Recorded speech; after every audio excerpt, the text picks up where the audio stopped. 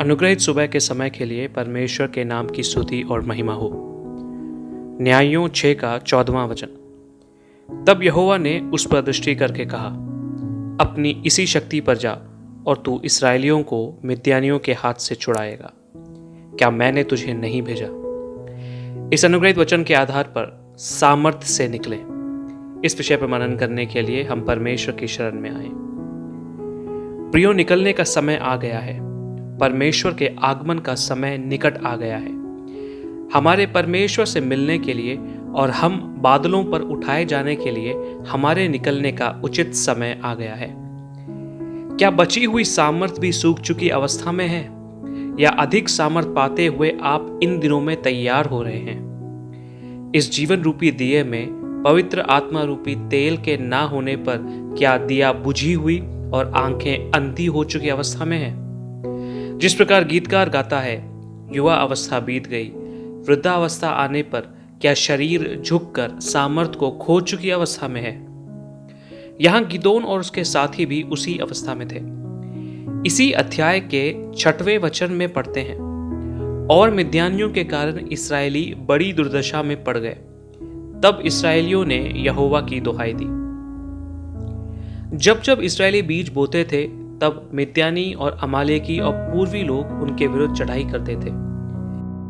छावनी डालकर भूमि की उपज को नष्ट कर डालते थे, और इस्राएलियों के लिए ना कुछ भोजन वस्तु, ना भेड़ बकरी, ना गाय बैल और ना गधा छोड़ते थे, क्योंकि वे अपने पशुओं और डेरों के लिए चढ़ाई करते थे, और टिड्डियों के दल के समान बहुत सारी मात्रा में आते थे, और उनके ऊंट भी अनगिनत होते थे, और वे देश को उजाड़ने के लिए उसमें आया करते थे। ऐसा ही हम 3 से आगे के वचनों में स्पष्ट रूप से पाते हैं। जब शत्रु सेना एक बड़ी सामर्थ के साथ निकलकर परमेश्वर के लोगों को और उनकी भलाइयों को नष्ट करते रहते थे, उस समय में गिदोन और उसके साथियों ने परमेश्वर की दुहाई दी। यह एक ऐसा समय था जिसमें गिदोन बहुत ही निर्बल और सवालों के साथ दिन गुजारता था। भविष्यवक्ताओं और पूर्वजों से उस पुराने अनुभव के बारे में उसने सुना था, जब पूर्वज मिस्र में थे और परमेश्वर ने उन्हें गुलामी में से छुड़ाया था। लेकिन आज अमालेकियों और मिद्यानियों के हाथ पे पड़ जाने की अवस्था है। एक ऐसी अवस्था जिसमें शत्रुओं की सामर्थ्य ने परमेश्वर के लोगों की सामर्थ्य को दबा दिया था। प्रियजनों, उन लोगों की ऐसी अवस्था होने के पीछे कारण है।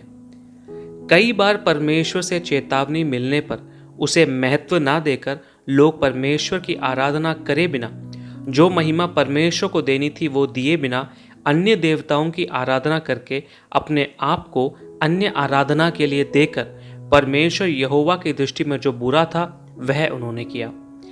अंत में गलती को मानकर परमेश्वर की दुहाई देने की अवस्था में गिदोन को परमेश्वर प्रकट होकर कहते हैं, हे शूरवीर सूरमा, यहोवा तेरे संग है। प्रियो, एक बात निश्चित है कि अगर यहोवा हमारे साथ है तो हमारे साथ चाहे कुछ भी हो, उसमें हम फंसकर नष्ट नहीं होंगे। इसके ठीक विपरीत, अगर यहोवा हमारे संग नहीं है तो हमारे साथ घटने वाली मामूली सी मुसीबत भी हमें पूरी तरह नष्ट कर देगी। इस पूरे अध्याय में परमेश्वर और गिदोन में लंबा वार्तालाप हो रहा है। इस बातचीत के बीच में गिदोन अपने जाने बिना सामर्थ पाता है, और ऐसे एक अनुभव के बारे में हम पढ़ सकते हैं। चाहे कई सवालों के साथ ही गिदोन यहां परमेश्वर के दूत के साथ बात करता था, तो भी चाहे गिदोन के सवालों का ठीक ठीक जवाब दूत के शब्दों से गिदोन को नहीं मिल रहा, तो भी यह एक वास्तविकता है कि उस वार्तालाप ने गिदोन को सामर्थ्य से भर दिया। डर के कारण छुपकर बैठने की अवस्था में से अब तक जो ताकतें परमेश्वर के लोगों की सामर्थ्य को नष्ट कर रही थी, उनके विरुद्ध ही निकलने के लिए सामर्थ्य गिदोन को परमेश्वर से मिली। क्या आप जानते हैं कि जो सामर्थ्य परमेश्वर की ओर से मिलती है उसकी श्रेष्ठता क्या है? मिद्यानियों की चाहे कितनी भी बड़ी भीड़ क्यों ना हो, उस भीड़ को केवल एक व्यक्ति हराने के समान सामर्थ्य परमेश्वर गिदोन को दे रहे हैं। प्रियजनों, आज सुबह क्या आप परमेश्वर से बात करने के लिए थोड़ा समय अलग करेंगे? वह आपको आपके जाने बिना परमेश्वर से सामर्थ्य पाने और आपको हराने वाले, डराने वाले शत्रुओं की छावनी के विरुद्ध चुनौती देने के लिए और दुष्ट शैतान की सामर्थ को अपने पैरों के नीचे कुचलने के लिए कारण बनेगा।